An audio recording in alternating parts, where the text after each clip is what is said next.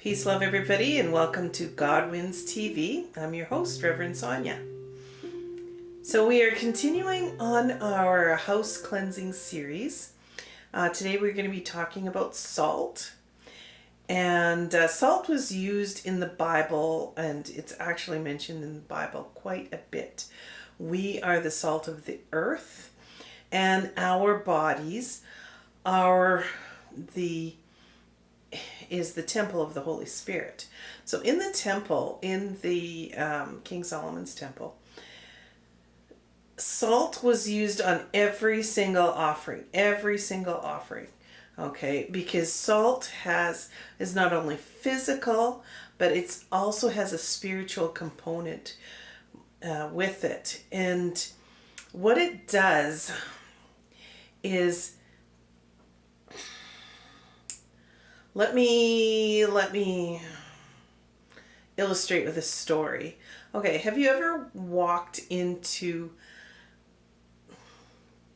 a room where there's an argument has just happened and the people have left, you have no idea what happened, and you walk into the room and you just feel like there's something wrong. There's something, you feel like, there's something going on. Okay, a lot of us have felt that, but never really known what was that. Science has showed us that as an actual energy that is left behind following that argument, okay? It's almost like you give off some kind of exhaust when high emotions happen. Okay, now that is, for lack of a better word, we're going to call it dirty energy. And that is it's not demonic. It's just something that we give off. But demons are attracted by it, okay, and like to cling to it. So if there's a lot of anger involved in the argument, then a demon of anger might come. If there's fear involved, a demon of fear will come. Okay, so that's kind of how that works, and that's how sometimes the demonic energies tend to cling on to you, demonic personalities and so on. Okay, I also remember, so salt was used in the temples because it had a way of getting rid of anything that the demonic would cling to it. Okay. I remember my mom years ago, every Christmas she would get the turkey ready, every Christmas, every Easter, what have you. And she'd be like, Sonja, bring the salt and the vinegar. So I'd bring the salt and she'd be preparing the turkey, she's got it in the sink and everything and got all the pin feathers picked and everything like that. And the last step, before putting it in the pot and before seasoning it, she would have me just take and pour the salt all over and the vinegar all over, and she would rub the turkey with this salt and vinegar. And the salt just kind of got rid of that greasy feel that the turkey would have, and it would just be kind of squeaky clean. And then she'd rinse that all off, and then she would put it in the pot and put all her spices in it, and then we would have Christmas dinner. Okay, so the salt has a cleansing effect. Now, if you remember in the Bible, you remember a gentleman named Naaman. You can find the story in 2 Kings chapter 5. Naaman was an important guy. And he was a good man. He had a family, had a wife, and one of the things that he did have was he had a slave from the land of Israel, okay, a little servant girl. Now, the unfortunate thing was that Naaman had leprosy, okay, somehow in his travels he had contracted leprosy. And he, once you get a diagnosis and you're told, there's no cure, I've been there. uh, you get kind of hopeless, you know. But this little slave girl had said to her Naaman's wife, you know what? It'd be really cool if Naaman, your husband, would go to the prophet that's in Israel, and I think she said Samaria, and he would be able to heal him, and that, you know. But, you know, too bad he's not there, whatever. And so she, you know, one person told another person, and anyways, word got around, and Naaman wound up heading to Israel to go see the prophet. So he gets down to the prophet's house, and he sends somebody, you know, he's there with his entourage and his servants and what have you. Because he is an important man. He works for the king of Samaria. The king of Syria. And he says, you know, the servants knock on the door. And Elisha doesn't even bother coming to the door. You know, at least that's what it seemed like for Naaman. Like, you know what? I've come all this way, and the man doesn't even come to the door? No, he sent a message out and said, you know, tell the guy to go wash in the Jordan River 7 times. Okay. So Naaman got really upset. I mean, wash in the river 7 times? Wait, are you kidding me? 7 times in the Jordan. Like, there's other rivers around here. What the heck is the difference? Why don't I just go wash in them, you know? Won't I be healed? Like, what is up with that, you know? And so he just stomped off and had a little hissy fit. And his servant said to him, you know, what the prophet said to you isn't very difficult. Why don't you just go and do it? If he told you to go on some quest or something like that, or, you know, give it $1 million to charity, you'd have done it. You'd be like, done. You know, but no, you know, going and washing in the Jordan River is not a hard thing to do. So he relented and he said, okay, I'll go do it. He went down to the Jordan River and he washed 7 times, dumped his head 7 times, and he come out and he was healed.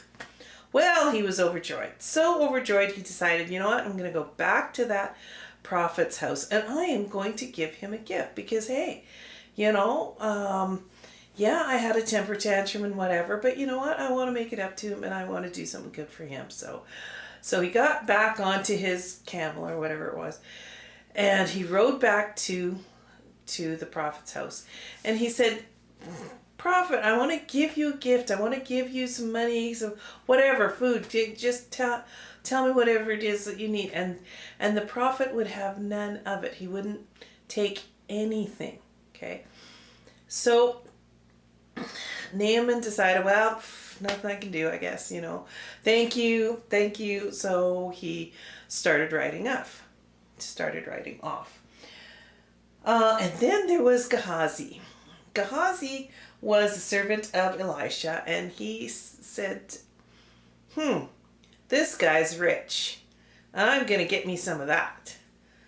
So he ran after Naaman and said, oh, by the way, the prophet sent me, and he forgot that there's some guys coming down from such and such a country, and they're gonna need some silver and some changes of clothes, you know. So why don't you just leave it at my house, and I'll give it to them. And Naaman said to him, hey, you want 1 talent of silver? Forget it. I'm going to give you 2 talents and 2 changes of clothes. And so he said, you know what, servants, take it to his house and be done with it. So they did that. They put it in Naaman's house, and then they went back home to their own country. Well, Elisha came around, and he said to Naaman, hey, Naaman, where you been? What's going on? And Naaman, of course, went, "Nothing," and gave him his lying face. And Elisha said to him, "You know what? I'm not stupid.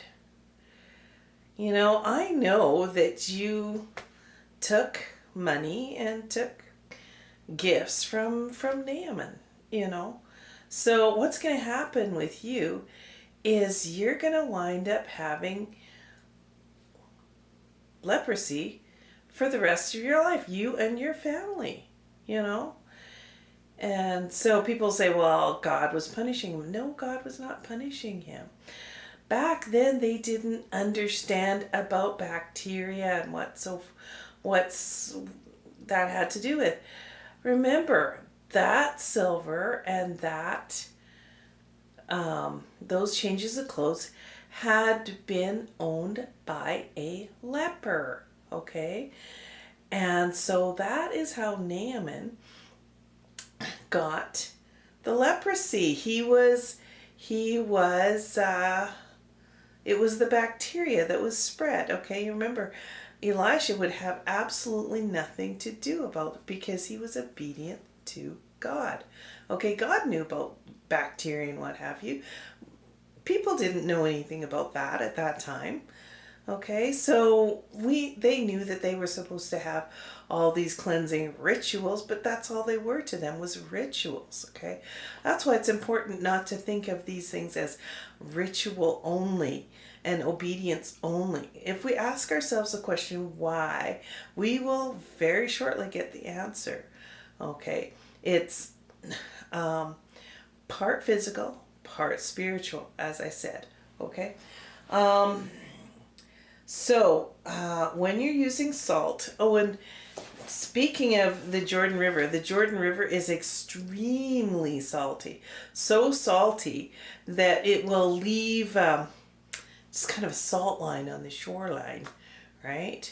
And it feeds into the Dead Sea, which is, I believe, one of the saltiest places on earth, okay? So, also in it's tradition years and years ago that people used to salt babies. As soon as your baby is born, they used to put salt all over them, rub them just like a little turkey, before they were given to their mothers, and that would help to not spread disease and to just get the blood circulating in the baby and stuff like that, and really promote health of the baby. Okay, so salt has a cleansing power to it. Okay, so what you're going to do with the salt is you're going to take your salt when you're in the shower. I'm not going to film in the shower. I'm just going to show you. What you're going to do is you're going to wet your hands, and then you're going to just dip it in the salt, and you'll find on your fingertips you'll have like a cake of salt. And you rub it on your hands, and then you rub it on your face and on your body, and just keep doing that. Dip it into the salt and just rub it all over your body. And the first time I did that, it was like, you know how when you have your clothes in the dryer and sometimes they get a little bit staticky? As soon as I put the salt on my arm, it just kind of went and it was like all the static came out just like that. That was the neatest kind of thing, And what I noticed was all the sludge just came off of my body, all the dead skin and everything just slid off. Even after I had shampooed and soaped and everything like that, all that stuff just slid right off and just left nice clean skin. It was really good. One time, one of my colleagues, I guess it was one of my husband's colleagues, had been telling me about her haunted house, I guess, and how she had been having trouble with nightmares and things like this all the time. She and she had this her whole life, you know, and she could see in the spirit. And it wasn't anything that she had prayed to be able to do. It was just something that she could do. She could see the demons. She could see, you know, little people running around and stuff like this. So, so I told her, you know, you need a house cleansing. You really do. And one thing the demonic realm does is try to urge you in any way that it can that you don't need this, right? But one of the things that she did do, she did take my advice about the salt, and she did take it in the shower with her. And she texted me the next day and she said, you know, I did the salt and I just had the best sleep last night that I have had in years. And I thought, wow, that is awesome. So yeah, it just separates you from the demonic. Doesn't get rid of the demonic completely, but it just separates you from them. Okay, so if you would rather have a bath instead of a shower, just take about a half a cup to a cup of salt and run your bath and just sprinkle it through the tub. Let it dissolve, and then dip yourself in and just let it soak. And as you're soaking in the tub, just imagine all the tension, anger, unforgiveness, any of those negative emotions, just imagine them just floating away with the steam of the tub, just coming right off your body and just letting things go, you know, and you'll feel so amazing when you get out of the tub. It's truly amazing. Make sure you dip your head, you know, you don't want to forget that. And those are some of the things that you can do. The next thing we're going to do is we're going to take the salt and we're going to salt the furniture. So I'll be right back and I'll just show you really quickly how to do that. Okay, one moment. Okay, so we're just going to take and salt the couch. What you're going to do is you're just going to take a little bit of the salt and just put a little in your hand. You don't need very much. About so much. Okay, that's about all you need, and that's even a little much. And you're just gonna sprinkle it all over the couch. Okay, and then you're gonna just take the pillows